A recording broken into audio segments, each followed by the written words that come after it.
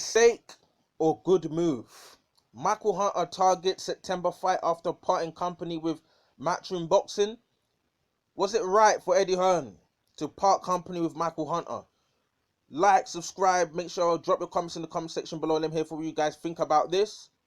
Let's quickly get to a few comments that Michael Hunter said after obviously parting company with DAZN and Matchroom. Said, I'm working on the fight in September, but I've parted company with DAZN and Matchroom. I'm putting that out there. I'm basically a free agent now and I'm looking for opportunities. I'm not sure where that's going to lead me. I love Matchroom. I don't have a problem with Matchroom. I like the company, but I feel it wasn't feasible for them to continue to allow me to be part of their company, but not fully embrace the company. Not fully embracing the company. They had to make a decision where they fully embrace me or let me go. Talking about potentially fighting Charles Martin for an IBF #2 spot eliminator. He said, absolutely, anybody that thinks they can beat me, they're in the top 10. It's definitely on my list right now, whether they're above me, below me. There's no other way that Michael Hunter will get a title shot unless it's mandatory spot. I know that for sure. So those are all the words of Michael Hunter. And for me, in my opinion, I think Eddie Hearns made a mistake letting a fighter like Michael Hunter go. Michael Hunter, I think he's like 30 or 31. He's relatively a young heavyweight. You know, somebody with the potential of performances against fighters like Sergey Kuzmin, against fighters like notably Alexander Povetkin, rocking Alexander Povetkin early in the fight, causing Alexander Povetkin a lot of problems, an experienced fighter, you know. And we saw the problems that Povetkin gave AJ.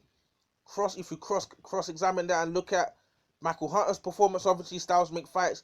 Michael Hunter had a lot more success in the early going than AJ did against Povetkin. So, and his only loss is actually to Usyk on points. It's not like he got knocked out or anything. So Michael Hunter is definitely a prospect in this heavyweight division. He's fast. He's got good footwork, very quick. Obviously, he's moving up from cruiserweight. We expect him to be quick, but good talker as well. You know, positive guy, quite similar to AJ in terms of like the way he talks and everything like that. So, you know, I think Eddie Hearns missed the trick here. If you look at someone like Joseph Parker, he's grown. Obviously, Parker is not British, but he's still grown a lot of recognition among the British boxing fans. And I feel like Michael Hunter is someone that could have achieved something like that. You know, similar character to Anthony Joshua. You know, driven character, can fight as well, causing fights like Povetkin problem. I think Eddie Hearns made a mistake because, you know, at age 31, there was many fights out there for Hunter. They weren't giving him the fights. You know, I've been calling for someone like Joseph Parker to take on the Michael Hunter. There's Parker out there within Matchroom. You know, Martin Bakoli, obviously AJ himself, Dylan White. You know, obviously he got the Povetkin fight, but apart from that, he hasn't really got any big fights. What was the point? And also, someone who's talented as Michael Hunter is, as a relatively young prospect in the heavyweight division, moving up from cruiserweight. Why didn't he offer him maybe a fight-by-fight basis, fight-by-fight contract, where basically they just go fight by fight and then just keep going until maybe Michael Hunter feels like he wants to work with someone else? What is the purpose of not giving him a deal? Is it because he doesn't want AJ to take on Michael Hunter? Is it because, you know, he doesn't want to, maybe he thinks he can't provide the fights Michael Hunter wants? Is it because Eddie Hearns distracted with working with Dylan White, Dylan White's mandatory problem with the WBC and all this AJ Fury business and Pulev and everything that's going on in boxing right now with the pandemic and that? Is it because Eddie Hearns just feels like he's not going to be able to help Michael Hunter get the fights that he wants? Maybe it's a combination of many things, but I think like it's a mistake. Is Eddie Hearns still working with the likes of, you know, Dave Allen? Is he still working with the likes of, you know, all these other fighters? If you're keeping fighters like Bakoli, why can't you keep fighters like, you know, Michael Hunter? You know, it doesn't make much sense. Is he still working with the likes of David Price? Because if this guy, Eddie Hearns, still working with Pricey, and he's still working with Dave Allen, still working with all these guys like Bakoli, I think Hunter's better than all these guys. He's better than all these guys in my opinion. I think he causes all those guys all manners of problem, and arguably could stop them. Even a guy moving up from cruiserweight, I think can cause them serious problems. I don't think higher ranked than all of them, better prospect than all these guys that Eddie Hearn's working with, but for one reason or the other, he can't even give Michael Hunter a fight-by-fight contract. Strange things going on.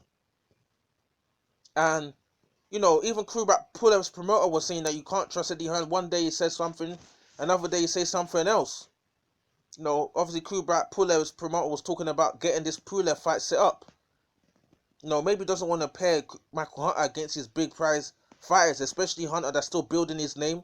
Doesn't want one of his cash cows to get knocked out by, or potentially lose to, you know, Michael Hunter that's yet to build a massive fan base. But obviously Michael Hunter is now a free agent. Drop the comments in the comment section below. Do you agree with Eddie Hearn dropping Michael Hunter? I think it's a mistake, man, because this guy prospect, his performance against Povetkin, I believe he should have got the decision against Povetkin. I think Povetkin was very lucky to get a draw, to be honest. He was very lucky to get a draw there. Very, very, very lucky. I think the only reason why Hunter is not getting the massive fights is because he's yet to build a massive name. If he had a massive name, that he would have more leverage, you know, to get one of these big fights. It's because they think these other guys thinking it's high risk, low reward. But obviously there's a talk of him. Obviously, Hen's article was talking about him potentially fighting maybe Charles Martin. I think maybe Michael Hunter going over to PBC, you know, to work with the PBC side, to maybe to get a fight with Charles Martin, to put himself on number 2 in IBF, just to get himself higher ranked, you know. Because like you said, I don't think none of these champions, Tyson Fury, Anthony Joshua, if Deontay Wilder wins his belt back, or if Dylan White, I don't think any of these guys are going to fight Michael Hunter if he's not a mandatory. I don't see them giving him a voluntary shot unless he's a mandatory. No, definitely not. This guy can definitely cause some heavyweights. Don't be shocked if you see Michael Hunter get a devastating shock victory over one of these top names. Could have got Povetkin. Could have definitely got Povetkin out of there. Could have definitely beaten Povetkin.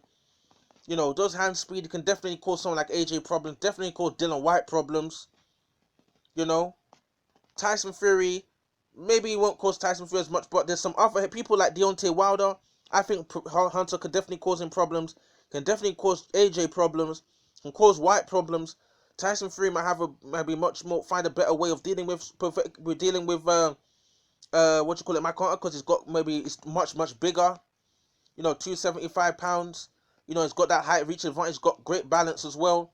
You know, he's pretty sharp and pretty quick himself. Obviously, he's not a cruiserweight. He hasn't got that rapid hand speed like that. But for a heavyweight, he's pretty nimble and pretty quick. So I think he might be able to deal with Michael Hunter a lot better than some of these other top heavyweights. But yeah, Michael Hunter could potentially take on maybe Charles Martin for IBF Eliminator. You know, and as I said, the only way I see Michael Hunter getting a title shot and taking on the fighters that he needs to take on to build his profile, I feel like he's only going to be able to get it through mandatory positions, kind of similar to Dan Dubois. You know, some of these guys, they're not going to get voluntary shots. They need to position themselves as mandatories, because I think I last saw Dubois is now 3rd in the WBO. That's what these guys need to be doing, because these guys ain't giving them no shots. Drop your comments in the comment section below. What do you think about Michael Hunter targeting a September fight? Could be against Charles Martin after parting company with Matchroom Boxing. Do you agree with Eddie Hearn's decision to drop Michael Hunter? Do you think Michael Hunter is a dark horse in the heavyweight division and could knock off one of these top heavyweights? Drop your comments in the comment section below. What do you think, guys? Cool.